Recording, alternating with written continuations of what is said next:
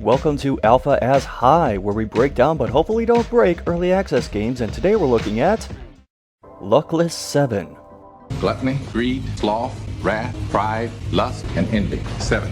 Luckless 7 is an RPG driven by a card battling game, which is inspired in part by Pazak from the Star Wars universe. Greenlit on Steam and funded on Kickstarter in July of 2015, it's the first title developed by the aptly named Deckpoint Studios. It focuses on a country called Erythia, where a card game called Akosi is popular for both gambling and socializing. It also apparently takes place several miles above the planet's surface, as the edge of each map has nothing around it. I'm just going to assume something will be added in here later, as it's still an early build. Or maybe everyone's cut off from the rest of the world like in Silent Hill. It has an arcade mode to jump right into the card game, and a story mode which follows Mark Vesco, a student working 2 jobs who has dreams about playing Akosi against his mom and a werewolf, because he doesn't have time for it in real life. He and 6 of his friends end up going to the regional qualifier for an Akosi tournament, and things snowball from there. This build covers from the beginning of the game to the first day of the tournament, and if you're expecting me to make some Yu-Gi-Oh!/children's card game reference, I put a restraining order to keep those painfully obvious and overdone jokes out of this video. If you must make them, save it for the comments section so I can downvote you. Story mode follows a pretty linear path, leading Mark between environments as he goes about his day and engages in various conversations, several of which have moments where you can decide how Mark responds to what's going on. At the start these don't have much impact, but later on they do affect Mike and the people he interacts with more directly. They also affect various personal stats, such as empathy. In fact, everything that can possibly be considered a statistic gets logged. The game has a complete statistical track for every single conversation choice, matches won, cards played, types of cards played, stack fields, rounds won, lost or tied, rounds won at 20, 19, 18, 17, 16, 15, wins for score 3 matches, score 5 matches, score 7 matches. Numbers, stats. You guys know everything, every stat. Meanwhile, there are some opportunities to wander around and explore various areas for additional card battles against random people, which can earn you extra money, which can be spent at the card shop. And if you're worried about possibly losing money in these, there's a rematch button for every one of them. The game functions similar to blackjack, in that there are hit and stand functions.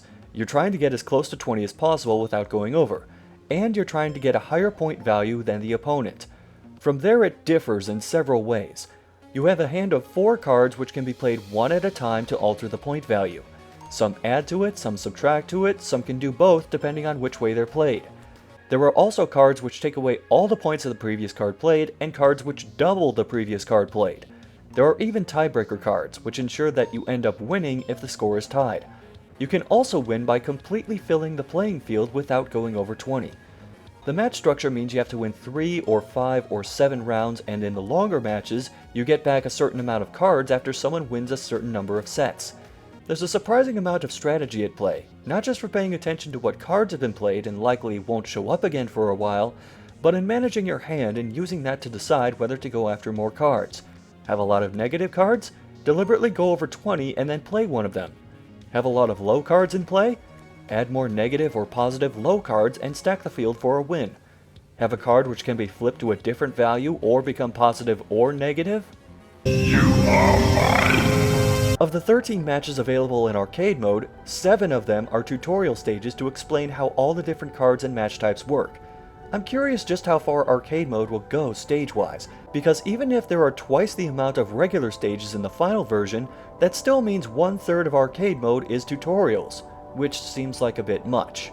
While in the card game, if you're playing one of the longer style of matches where cards get dealt out every few wins, you're almost inevitably going to lose if you end up getting behind.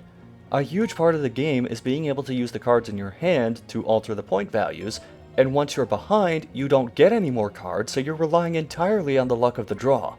It would be nice to have at least a fighting chance if you fell behind, maybe even just getting 1 card instead of the full 3 or 4 that are usually dealt out. In story mode, the game world is presented in an isometric view, but the maps and the radar aren't. This makes navigation a bit awkward, as north is actually northeast, east is actually southeast, and so on. Also, I realize this is just a small sample of the game, but some characters seem very one-dimensional, namely Mark's Akosi-hating mom. Who knows, maybe we'll find out in the full version that her parents were kidnapped by a sentient deck of Akosi cards. As for more objective things to take care of in later builds, there are some cosmetic issues which will undoubtedly get fixed, such as the mannequin stare everybody has in the main menu sequence.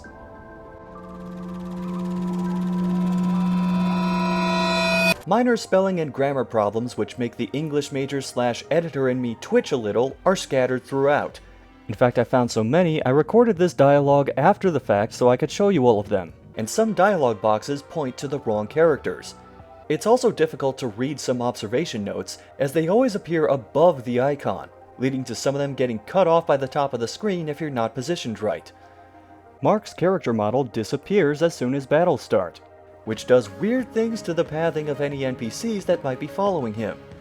Also, when going from an Akosi battle to the overworld, sometimes strange things happen with nearby NPCs. When arriving at the casino for the first time, a portion of a previous conversation plays again. Also, anytime you win a match in front of the casino, it does the same wide-angle pan of the casino building and then zooms in on your character. Then there are problems within Akosi matches, like how picking rematch on the very first match of story mode makes it completely unwinnable. No cards appear in your hand, the dialogue box never goes away, and the hit button is completely grayed out, so you're forced to stand with only one card in play and lose every set. When playing against the mystery girl at the library, the game locked up while I had 19 and she had 21. I should have won, but instead the game froze and I was forced to back out and start the match over. Then there's Roger, who could have tied me at 18, but intentionally lost this set for reasons I still don't understand. And one last glaring problem, from a programming perspective at least, every time I try to close the game, it locks up and eventually crashes. There's a lot of room for improvement, and judging by the third quarter 2017 release date, a lot of time in which to improve. Until then, I'm just going to wait patiently and start building my own Akosi deck. And I'm done.